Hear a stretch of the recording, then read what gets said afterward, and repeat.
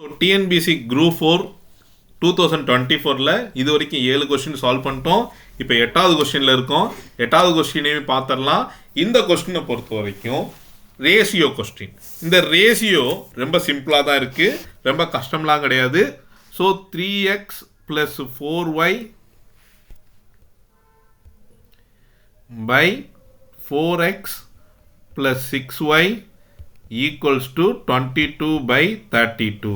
Cross multiply பண்ணுறோம். Cross multiply பண்ணும்போது 32 into 3x plus 4y equals to 22 into 4x plus 6y.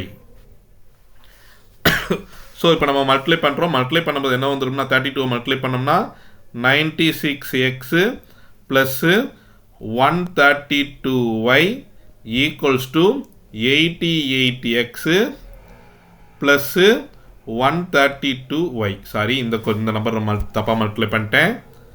எக்ஸாமில் போட்ட ஞாபகத்தில் போட்டேன். 4 into 32 8 4 3s are 12 128. Sorry.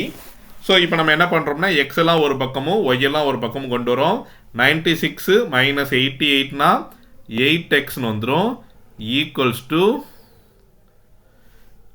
132 minus 128னா 4yன்னு வந்துடும். So X by Y equals to 4/8.